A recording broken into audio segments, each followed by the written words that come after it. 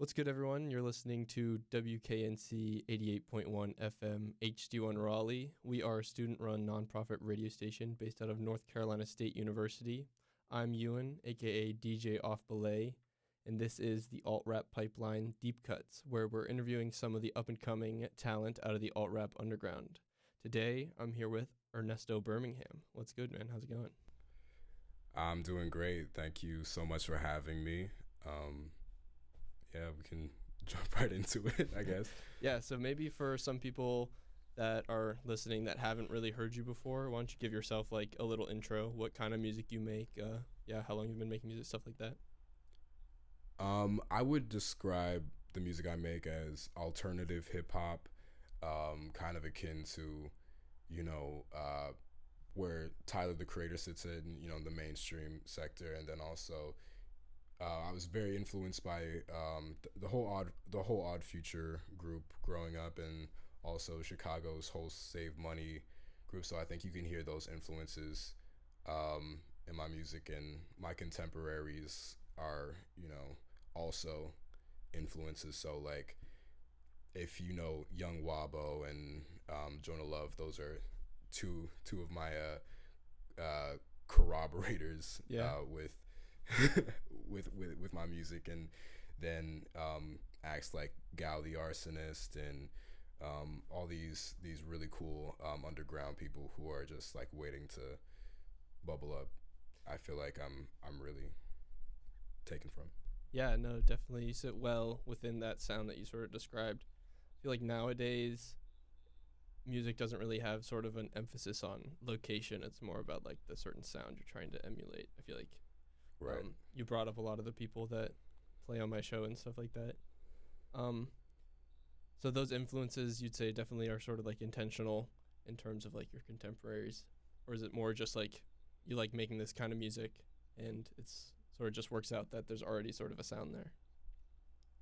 I mean, it's both, because I think what we all like to do is essentially just take bits and pieces of stuff that we're not really supposed to, and then kind of like distort it into something that's really like way cooler than you'd hear on, I think, traditional like top 100. Not to be pretentious about the underground, because it's just like there's good music and bad music just like in mainstream, but like that's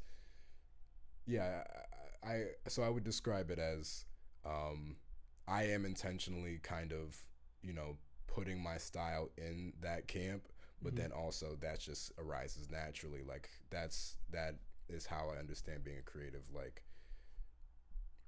through this sense of like distorting the cool aspects that we hear in music before, and then turning into something else.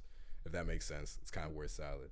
Yeah, no, I like how you said taking stuff that you're not necessarily supposed to be. I mean, kind of hinting at like sampling, obviously, like straight up not supposed to be, but also just like taking from other genres. Well, 100%. Yeah. My No, yeah. Go ahead. Well, I mean, like I guess the latest example of that would be for my latest single was "Everything Is for Free," and that was just like I was listening to this one song called Nancy Drew by Slutface. I think that's how it's pronounced. Mm-hmm. And it was just like so heavy on the guitar and like the bass and stuff. Like I was just like, I want to put that in a rap song. And it's not like it hasn't been done before, but like it was just like that type of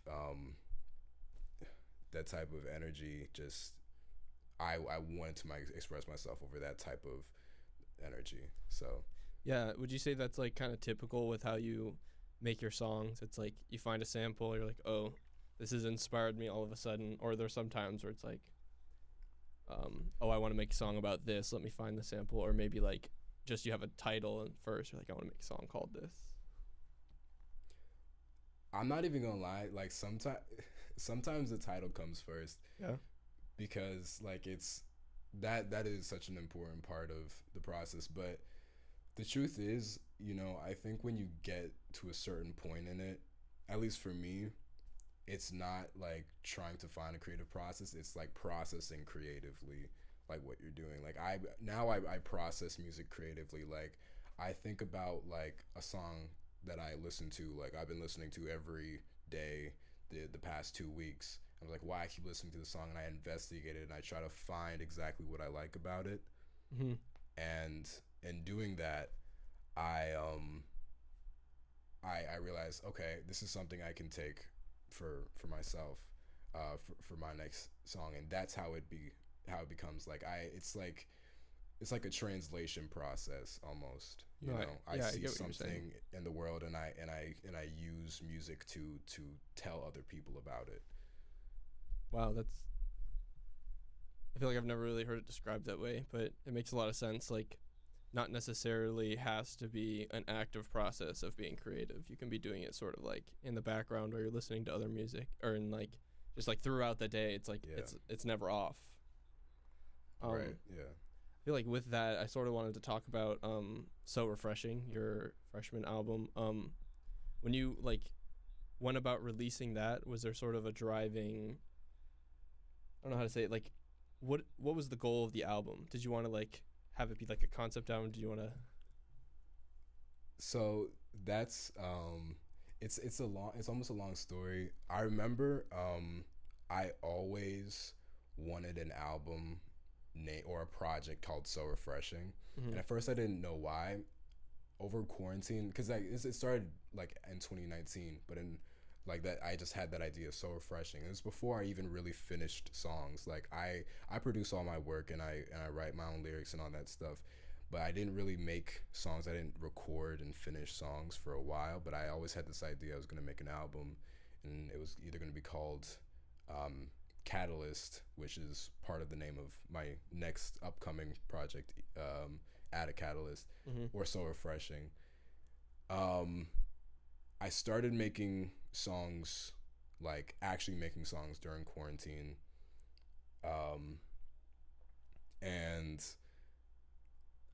I kind of came to this realization that I wasn't good at it. So what I what I started to develop is like, oh, the reason I want I like the name So Refreshing is because you get in interviews with these up and coming artists, and you hear somebody say, oh, this record is just so refreshing to hear a young artist do this, or a black artist do that, or a queer artist to do this. And I was like, I want that, you know, I want Mm-hmm. that for myself. And I kept making music with this in the back of my head. But I eventually got to a point where I was like, this is still not sounding like the stuff that I listen to. This still is not sounding like anything that like I think should fit in that mode. And you know, I kept making music, but I kind of changed my attitude to it. So for most of those songs, I was creating them with no intention of releasing them, no intention of them going anywhere. Mm-hmm. It was kind of like, you know, the things that I made right before I was like, okay, I'm gonna try to do something else with my life. Yeah. But it was at that point that I realized that that's what actually it means to be refreshing, like so refreshing. Like I had this moment where it's like I was creating just to create. I wasn't creating to get the accolade. I wasn't creating Mm-hmm. to get the compliment. I was just creating just to make. And that's the common thread between these artists who are called I was about to who say are called yeah. refreshing. Like Yeah. that's I figured it out almost. Yeah. And yeah, that's Yeah. No. how I got the name. Definitely. I feel like sounds like you really wanted to like defy expectations and yeah, like you said, be refreshing. I, I like how you also said a lot of people in this sound sort of came to the same like realization that you just need to create to create. I feel like the space that you're in is full of like a lot of genuine artists, not necessarily playing characters. They're just yeah, creating to create and being genuine. Yeah, I mean, and that's what I love about it. Like I'm I started like looking at the music industry before I was ever like anywhere close to it. I'm still not really in it right Yeah. now, but like, you know, we all watch like Disney Channel. It's like, oh, like a jerk producer is like trying to scam Hannah Montana or something. Yeah. Yeah. Right, we all have that image in our head, and I was just like, you know, I'm not, this isn't my world, but you know, getting to meet all these cool people, it's like these are class acts, you know. Like, I have people who I'm talking to now who, like, the way it was described to me, like, I was like, no, everybody's Hollywood, everybody wants to big time you to like prove their position, like to prove that they're the big fish in the small pond. Yeah. But I'm so genuinely grateful. Yeah. Yeah, that's definitely true. There's like no sense of hostility in the scene. It's a lot of collaboration and just like working at it together. Sort of back towards refreshing, you saying that like the title was sort of honestly like a big driving factor. Like how do you think you did like reaching your own expectations with the album of like it being so refreshing? I don't know. I feel like it definitely has the impact that it's supposed to have. I think on listeners, because I wasn't making it for listeners. You know, I wasn't like I got to a point where I was just like, I'm making this because like I'm just seeing what I can do. Like I'm playing, and I'm creating because like it is making me happy to create. That being said, like I've gotten so much good feedback on the record. Like people say like I've had people say, yeah, So Refreshing is my album of the year. And I was like, that's crazy. So Refreshing isn't my album of the year. but like that is like, I mean, that's always been something that I've wanted. Like I had somebody say that it was in their top 50 albums of, like, I was like, that is insane to me. But it's all about like I was just doing whatever I wanted, because you know, like I'm not gonna, even if it didn't reach anybody, like I could have had like, oh, the solace of like, oh, I didn't try, so I couldn't fail. But then there's also the other thing is like I didn't create, so I didn't get anything out of creation. It's just like it's the most refreshing cyclical thing, you know, like where it's like you don't need anything else. Was like you create to create. Like why did you create? Because I could. Yeah, and when you're genuine about your creation, it's like super easy to be proud of what you're making, as opposed to like worrying that it's gonna come to light or something like that. You sort of touched on it, talking about how it's like really nice to hear when people say like, oh, this album of the year, like, oh, this is in my top 50. How else do you sort of like measure your success as an underground independent artist? Like how do you manage expectations in that way? I really have appreciated how people tell me is like I joke about how like I hate this, but it does mean a lot to me. Like my friends will play my album in their car or at parties or like to their parents. Yeah. And I was like, don't play Ernesto at the function. Do not show Ernesto Birmingham to your parents. But you know, it means a lot. And like not just my friends, but the people who listen to my music, and they'll say I made everybody listen to your song. And it's not even because like, oh, I think this is gonna make me grow, but it's because like there's something that's sitting with them. There's something that's you're making an impact. I'm making exactly. And that's really, it's just a great feeling, because that's deeper than, you know, success. That's like a network that you're tapping into. That's a wave you're making. Yeah, as opposed to it just being like trying to derive your happiness off like streams and numbers. It's like very intangible. But when you have people like playing your songs to their friends and stuff, that's very like real. Right. You said you did all the production on or all your own production, so you did all the production on So Refreshing. I did. Yep. That's love to hear that. I feel like you had a really clean transitions between the songs, especially like Shilly to Pollock. Oh, Oh yeah, people talk about that one. I remember when I figured out like I could do it, it was just like because the other story about. So do you want to like? Can I get it? I'm gonna try to like compress it a little bit, but there's like more to to the to the album than like meets the eye. I mean, Um, I feel like just go for it. all right, cool. So the story, there's a story behind the album. Mm-hmm.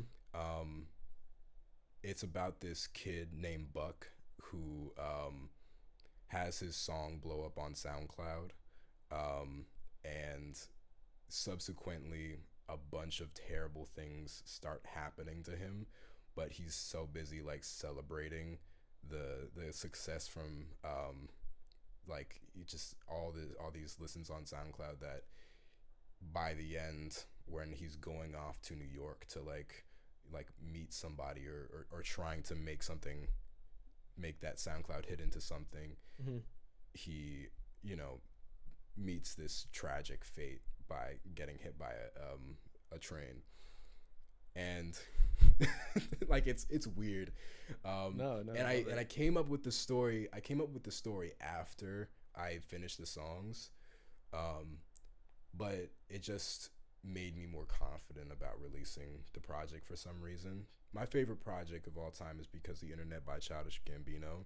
yes, So like 100% it's agree. like it just, and then also all of Tyler's projects were the first albums that I really sat down and listened to because I was a kid with such ADHD, tiny like 2 second attention span. I never was gonna listen to an album, but the story really gets you into it. And I don't really talk about that part of the album that much, but like it really, I think about it and I don't even know what the moral of the story is.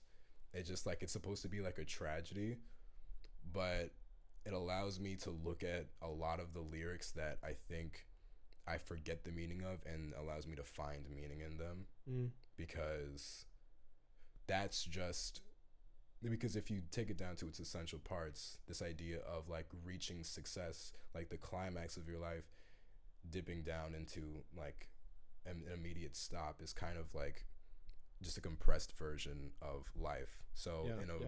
in a weird way, like I'm just glad that it's up for myself, because sometimes when I'm going through something and I listen to some of like the really wonky lyrics, it has like its own meaning to me. I'm a really like weirdly like almost schizoaffective person. So Uh-huh. like I'll find different meanings in the weird lyrics that I have on there. So Yeah, I think you especially all this album especially too. It's very dense. Like there's not really a point where you're not saying something. I feel like every time I hear your music and go back and listen, it's just like, how did I not hear this bar? What? It's like very like high replayability. I feel like I get something new out of it every time I listen to it. And now that you've told me this story, I'm definitely gonna be listening back and be like, oh, I see. yeah, I mean, and that's what Shilly is about too, because Shilly I made with the, I think that was actually one of the only songs that I made with like a very clear intention of what I wanted it to be, because the idea behind it is like I'm speaking from the perspective of like a 19-year-old who's convinced they are like secretly like 80 something years old, like they're just living the same because they're living the same day over and over. Yeah. They feel like an old man. They're at a party, um they're like a grumpy old man just in a young person's body, which sounds like it's like a new chance at life, but it's really like, oh, I have to do this so much more. Like I have to be, next year I'll be 100, and then Mm. the year after that I'll be like 200. Okay. It's, and so like you take out, so by the end you're supposed to, when the beat changes up a little bit, that's like that's like the character Buck beating up somebody at the party that he's at. Yeah, And that's how it ends. It's like you just saying that, it's like clicking with a few of the bars, like the Vietnam bar. It's yeah. like makes sense Yeah, how he's that's like an where I go to 80-year-old dude. Vietnam. Yeah, but it's And then the Weezer like reference is just like jumping all over the place. I said Gladys play some Weezer. Okay. Like that's like I said Gladys is my wife or my girlfriend or something. Kid 19 feeling 8-9. Not a heartbreak, no 808 cosign. Sorry, Tank. That's one of my favorite lines that I've written. Like in 1989, no 808 cosign, 808 and heartbreaks. Yeah. Kanye. So it's like I'm referencing the Kanye Taylor beef in that. Oh, in that okay. That went over my head until you just said that. Yeah. Yeah. So you said you started making songs in the pandemic. Is that sort of like from scratch? Because, I mean, your production is so clean now. Is that all just like 2 years of locking in? Or did you have any sort of like music background before that?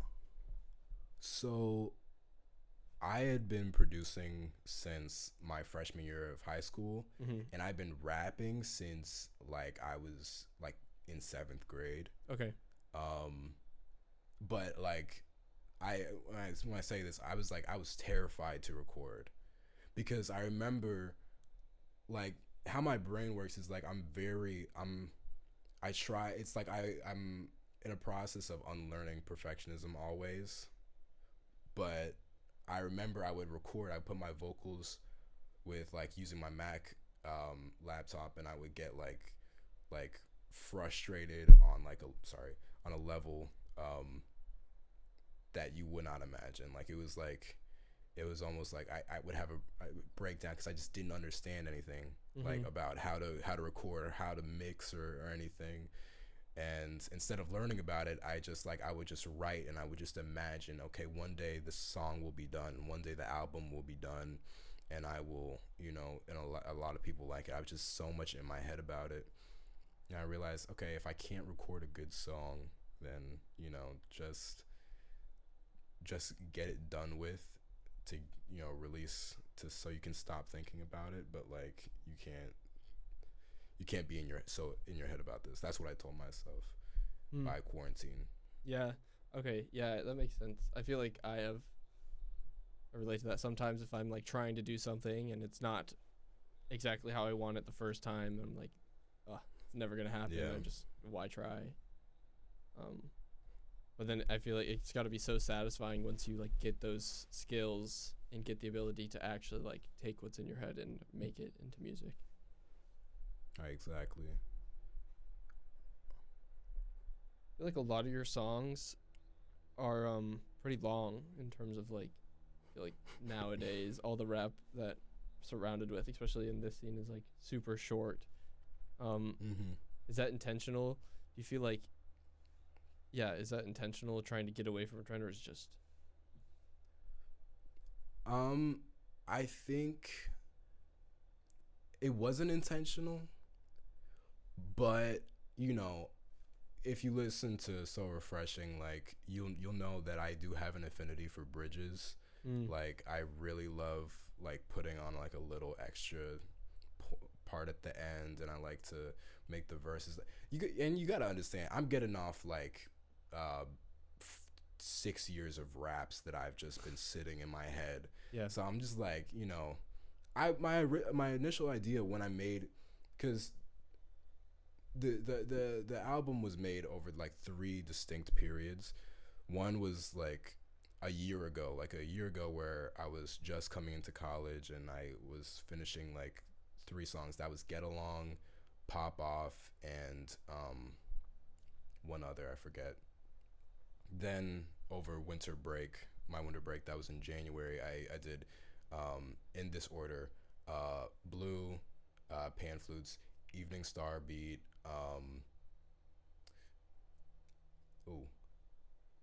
Box, and IAIA, all in 4 days in a row. That's how it went. And then Finding Something, I think, was right after that. And then I got back to campus in March, and I did the other songs on it, on just like in a mad rush where I was just isolating for that entire period. But God, I almost forget what was the question. Are you trying to like intentionally Oh, like go against like the trend? Yeah. So no, but the way that I was creating, I was like kind of painting on the walls in my own head. Mm-hmm. So I was just like, I was just trying to like get everything out of like this whatever song I was on, you know, like I was trying to get everything. I was trying to pull everything out of it. I was trying to like see, oh, what can I do with this? What can I like? I was really kind of overcomplicating it in a unnecessary way, but like that was just so exciting for me because it was the first time I was making music that I actually liked listening to. So that was that. I think that probably had something to do with it. Yeah, it honestly sounds like it was the opposite. Like a lot of the work was like cutting down everything you're putting down if you're just making so much, like holding back. Yeah, I mean, it's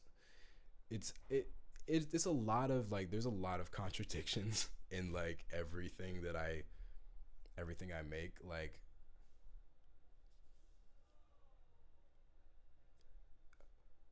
I don't even know where I was going with that. See, but So how do you feel that like social media and stuff impacts how you make music or how you like go about creating or like sharing your stuff? Do you think it's like overall good, overall bad? social media is great for me. I hate social media personally, like just in my because you know you're supposed to be like serious on there, Yeah. but then it's like, it's how am I supposed to take it serious? Like I like but the reason you're supposed to take it serious is because that's how people interact now.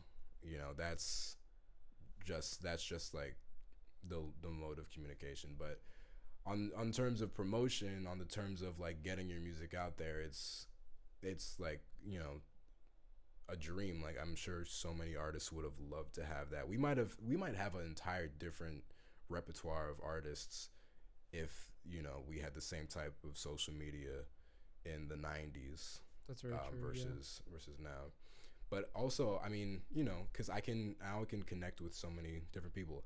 That's how I still connect with the circle that I had before I was promoting on TikTok, because, and I gotta shout them out right now. That's my boys at Camp Surf.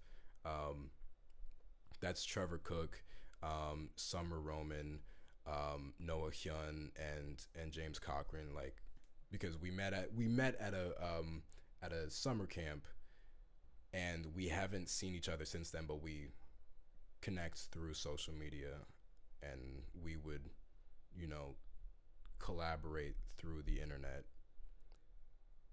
So I mean, it's a completely invaluable tool for music,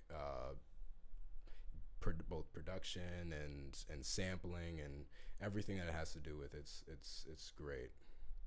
That's definitely true. I like the point that you said that we might even have like an entirely different like set of artists back in the 90s if it was different. Oh yeah. Because I feel like back then it was so reliant on like labels and being tapped into like the industry, but nowadays you just have people recording on their phones, making whole songs and just pushing it out with no middleman. Exactly. I mean, like, who, like, right now somebody can post a reel from like their house in Wyoming, and you know, in a month they'll be everywhere. Mm-hmm. Not only in the 90s, you had to live in either, you know, LA or New York, or be able to get out there and then do some stuff to some guy with power, which I won't say what it is, but like, like, you know, it's like, it's now you just gotta make 7 TikToks a day. I mean, like, Exactly. Post like one reel, 7 story posts and 7 TikToks, and you're good. Okay, write that down. I gotta write this down. The sponsor, yeah, write it down, write it down, write it down. Um, what was sort of like the difference between how you approached So Refreshing versus how you approached your EP, Nevada Robinson? Nevada Robinson was just like I was just doing like I was kind of doing whatever in the same way initially, but then I was also finishing the projects with like a little less like intensity. I just feel like it was just like I wasn't really like, because on So Refreshing I go into like kind of some weird deep dark topics a little bit, like even if you don't know what I'm talking about at first, like it's still kind of like I feel like the mood is a bit different. I remember I was making Nevada Robinson riding off the high of Shilly, like getting a lot of listens and stuff and playlist streams and all that. And I was just like, I'm gonna make some music that's kind of happier, and even the well, God, I forget what it's called. I forget the name of my own song, but like the one with the guitar strums and I say no regard. Is that what it's called? I I'm just thinking, if you said guitar, I'm only thinking of Pollock. No, it's no regard off Nevada Robinson. Those were lyrics that I'd want to use since 2019. So No regards. I'm not seeing it on Nevada Robinson. Don't got no regard. Oh, in the dark. In the dark. Okay. I changed the name of a song like several times throughout. Yeah, so it's in the dark. Why did I name it 2019. Right. 2019. Is it from 2019? Yeah, that's when I wrote all the lyrics. Okay. So, yeah, and it was my junior year of high school when I was writing. It was like I'm talking about like a real experience that I had when I was dating. I was dating a girl, and so I'm talking about the arcade. I'm talking about like my grades slipping and all that stuff. So, but it was like it was kind of like symbolic. It was like, okay, now I'm finally in the place where I'm getting this stuff off of my chest. I'm being able to express myself in this way, and people can hear it, because people would hear me rap in the hallway, sometimes freestyling with my friends, and people would hear my beats, and then I would never release a song. But it was just something. It was something for myself. Like a lot of this stuff are like just Easter eggs for myself, symbolism for myself and my own progression. So I think that's what Nevada Robinson was about. And you said earlier that you have sort of like something coming out soon. Is that going to be more like Nevada Robinson, where it's like an EP, kind of just less serious, or is it going to be like album type stuff? It's well, it's 5 tracks. Okay. So it is an EP, but I kind of took this one a little bit more serious than Nevada Robinson. I think the music is better. Like everybody, I know every artist is like this is my best stuff, but like I think this is like I tried to mix the vocals better. I remember, so the reason I made this project was because I just got Shilly had been put on a lot of people's Discover Weeklies one day, and I just got like 5,000, 6,000 streams in a day, which hadn't happened since like that didn't even happen when the TikTok first blew up. But I was like, oh my God, this is momentum. I'm gonna like try to release something to do so this we'll do something. Yeah, just to like add for people checking out your like page, coming to it from Shilly, just to see more like, oh, new release. Makes sense. Yeah.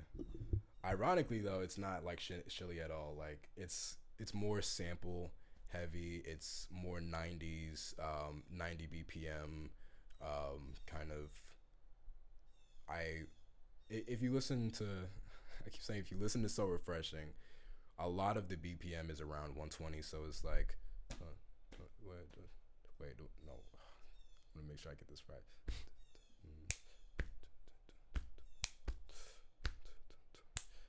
Like that, you know. Mm-hmm. So it's like, not I'm finding something we never knew. Oh, it's clear the world ain't getting bigger, or even never admit I'm on one, but I gotta work on my zone. Like I really like 120 BPM, and I don't really do that as much on this. I do it a couple times, but I'm really trying to experiment with a different flow, and that's because I heard some of the playlists that I was on. That was like an exercise I was doing. So I was like, okay, so what are they listening for? You know, like I'm gonna keep doing me, obviously, but like I'm trying to see like the people who like me. What are they? What is the common thread between me and the other people? Why is Shilly on this playlist, but Unwise isn't? Why is Flip a Penny on this playlist, but you know Pollock isn't? That's really and smart. Thank you. And I was like, and so I'm thinking, so I realize I'm one of the only people who's not like, who only has like a couple songs that are sample based by that point. Mm-hmm. Most of like on So Refreshing, you only have Finding Something and Blue that are like clearly, you know, samples. Yeah. And I guess Pollock too, but that's like a sample. That's my friend playing. Yeah, it's like a loop almost. The like guitar. Yeah, it's just. But I realized, okay, so this is kind of like a world that I want to step for, because I love sampling, but I didn't do it that much. Yeah. So that's what to expect.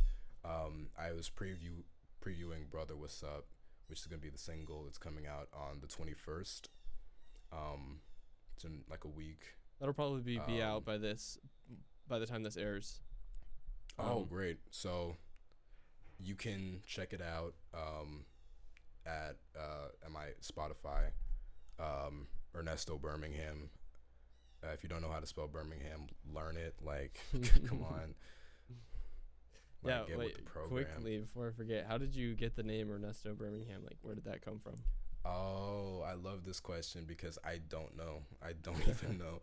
I changed my, and I should know because I know throughout the past few years I've had so many different aliases. Yeah. Like the first alias that I ever had that was related to rapping was Zero G's, because I saw it in a Vsauce video once. I was like in 8th grade, and I was like, and Michael Stevens, it's like, hey, Vsauce, and he's talking about, he's like 0 G's, and like your face does all that weird stuff. And I was like, yeah, I'm 0 G's. Then it was for a while it was Amos Othello. For a long time it was Eric Fauna. And I just was like, you know what? I don't like this. And now I'm Ernesto Birmingham, which is the worst of all of them by far. Like, yeah, I feel like when I'm trying to put people onto you, I'm like, you guys should check out Ernesto Birmingham. They're like, what kind of music is that? I'm like, It's just like I decided to stick with it because like I kept having this problem where it was like, oh, I have this really cool name, but like, oh, I just thought of this other cool name. This sounds way cooler than the last one. And Ernesto Birmingham, I'll never have that problem because it's not cool. It's just kind of weird. Like, it has to become cool, you know? Yeah. And I think it's a good, like, I remember things like, okay, everybody has a problem spelling Birmingham. But once they learn it, that's like, oh, you know how to spell Birmingham because you listen to Ernesto Birmingham. Like, yeah, I feel like all those names you rattled off are very like iconic sounding, you know? Even just Yeah, like Amos Othello Nevada was good. Robinson. Like, I'm good at making names. no, you It just definitely. does not show in that one. Every group that I've been in, I have given that I've done the name. Like What I'm was in the a fauna one you said? Eric Fauna, Yeah. which was dope. Sorry, not to cut you off. Yeah, you said you were in a group. I was Or in a group, Camp Surf. We don't really make music as much now, but we met at Berkeley. They were also big influences for me because, you get in the first time you like enter a new creative space and you hear everything like the people who are like right next to you are making is like mm-hmm. such a like mind's F word. Caught myself.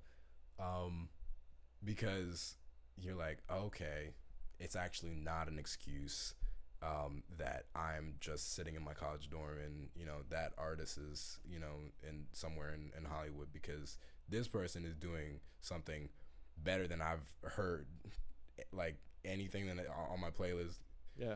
and they're in the exact same position as me, maybe even worse. Maybe they have like less like options than I do, Yeah. which was the case sometimes.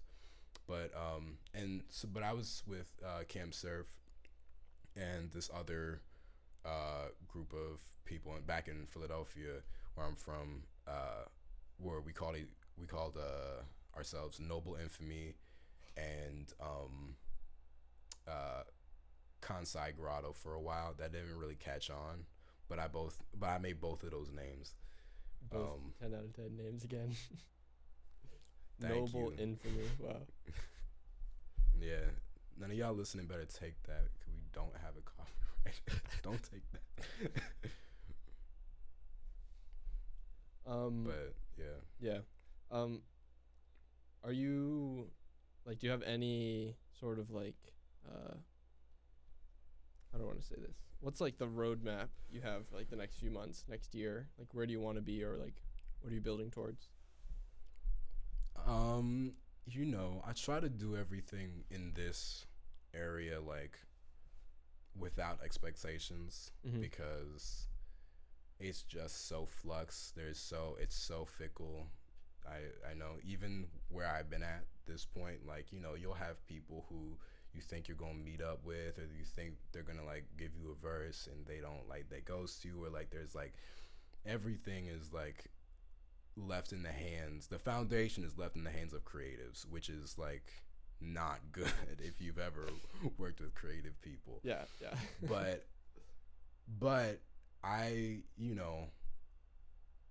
I'll say I think the right people have been listening.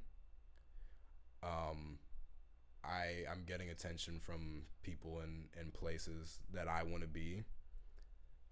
So all I know is that, regardless, I'm going to be investigating the opportunities and seeing where they lead me. My goal always is for stability. I'm not about like having like a hit song at all, Mm-hmm. but having a connection that allows me to like tap into a dedicated fan base, or having like something pop off that like makes people interested, or getting into a space where I can actually make money that where it's not contingent on me making another Shilly. Yeah. Those are my goals, because I'm not really looking to get to the top. Like, I know rappers aren't supposed to say, I'm not looking to be the GOAT. You might hear me say that in the song later, but like I'm not. It's just seeing the leads and draining them of everything possible at this point, and I Mm-hmm. think I'll have a lot of chances to do that in the next coming months because I've been talking to people. So Nice. Um, where are you based right now? I'm in Massachusetts. I am I'm in college Yeah. at Amherst College. So Do you have any sort of like um leads for like live shows or anything like that, live performances? Yes, because I mean, there's a place where a friend of mine organizes live shows like right in town, but then also I've been getting offers from people on Instagram like saying like come to New York, come here and we'll pay you to do a show or like some stuff like that. And I Mm-hmm. have like a person kind of acting as my manager who's like really tapped in uh, everywhere he goes talking to people. So Nice. I definitely have things lined up. I'm just like still in Massachusetts, so it's like it's just more difficult, and it would be cool to like have at least a few more people know my name before I'm really diving into that. Although that is the way you get people to learn your name. So, but Yeah, it makes sense. You it's kind of definitely want to. coming. Yeah, it makes sense. Sort of back to what you were saying before. Like you want to have like a dedicated fan base that you can tap into with new stuff. I feel like a lot of that could come from like where you're based, like local listener. Like you said, Massachusetts. I'm not sure how far Amherst is from Boston, but I know like there's big live show scene in Boston, stuff like that. I mean, New Yeah, York's not terribly far. It's like consistent shows there would be nice. I can get there. I can get there. Yeah. I mean, yeah, North Carolina's pretty far, but if you're trying to pull up, we can put you on the lounge. Hey, I will definitely go to North Carolina. I have some friends there. You know, that'll where you guys like near Durham. Yeah, we're in Raleigh, so we're in the Triangle. It's like 35 minutes from Durham. Oh yeah, Raleigh. Okay, cool, cool. That's sick. I've heard a lot of good things about that part of North Carolina. I'm not even gonna lie to you. Yeah, no, the Triangle is like it works out well for us at the radio station because like the Triangle, it's just like three big college towns all pressed together, and Raleigh, which is like the capital, and our radio station reaches all the little cities. So we're like got a little boost in viewership just because we got a big what's it called, big frequency range, a big tower. I don't know. I love live shows. I feel like there's just an energy you can't get from even just like watching live recordings. You just can't get the same energy as being in person listening to the music. Right. Yeah. And I feel like you saying with like stability, that's got to be one of the more consistent ways artists nowadays can make money off of their art. Yeah, and that whatever that looks like. I mean, being able to like have positions in the industry, like being able to like do consultation for production. That's why I'm so like vehement about doing my own production. So like whatever people listen to, they're like, oh, he also produced this. Like he also knows. Like I'm really trying to make sure that my feet are steady in that world because I know that's I think the most stable jobs come from from that area. I don't want to have to ride off of like my personal image being popular, Mm-hmm. but And I that always tell definitely people I want plays. to do like Sorry, go want to ahead. do like I was just I mean I always tell people like the end goal like when I'm old or something I want to do like film scoring, you Mm. know, because it's just whatever it works and is like I can get I can make a salary off of. I guess that's not even really a salary job, but like you know what I I get what you mean, mean. like Yeah. like That a actually job. reminds me of something. I feel like I saw in your story recently. Someone was asking about like the film version of your album. Just wondering what that was. Oh yeah, so like I said, So Refreshing has a story, and I wrote a script for it. And it's the way I wrote the script. It's almost like I was really taking like a entire not more than a page, more like a whole chapter out of because the internet with it. Like it's like, but I was just inspired by this idea of like an album having like a visual component to it, and I was thinking, what if I could actually make the movie that, you know, because the internet didn't really get to become in full. And so it was gonna stay a script originally, but I have this friend who actually really made a movie. Like, went to France. They it was actually two friends. They made a movie and they went to France and they filmed an entire movie. They just did it. Like, I mean, they got, I think they got some what's it called? They just got some money from our college, but I was just like, okay, so again, I just have to keep learning. I can just, you know, even if I think it's gonna be hard, like, I can just do it, you know. Like, no matter how stupid the first attempt is, like, just do it. It's a good idea. Yeah. And yeah, there's just so many ways that you can express yourself, be creative, especially like not even just music, like surrounding music, like because the internet was a great example. I feel like a lot of people realized with that it's like so much more that can go into an album than just the music. Right.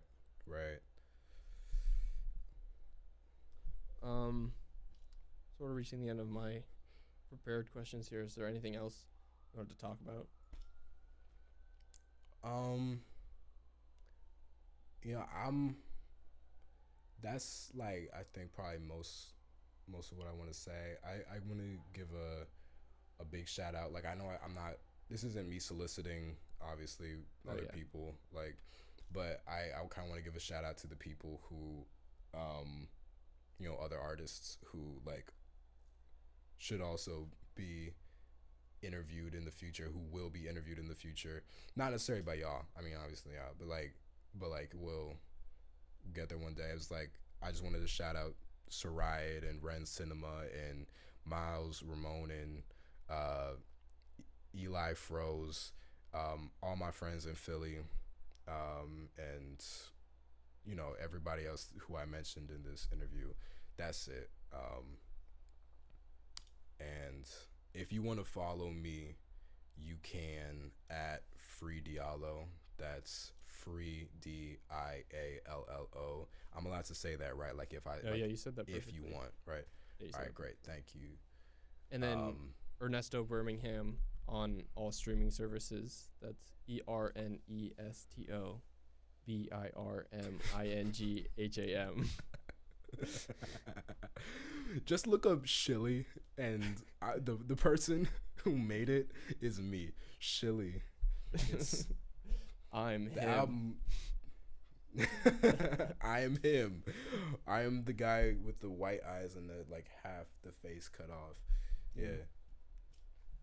Thanks again, guys, for listening to this episode of the Altrap Pipeline Deepcuts. I was here with Ernesto Brimingham. If you like any of these songs we talked about today, any sort of stuff with him, I have a show on 88.1 FM Mondays at 5 p.m. Eastern Standard Time. Once again, thanks, Ernesto Brimingham. Thank you so much for having me.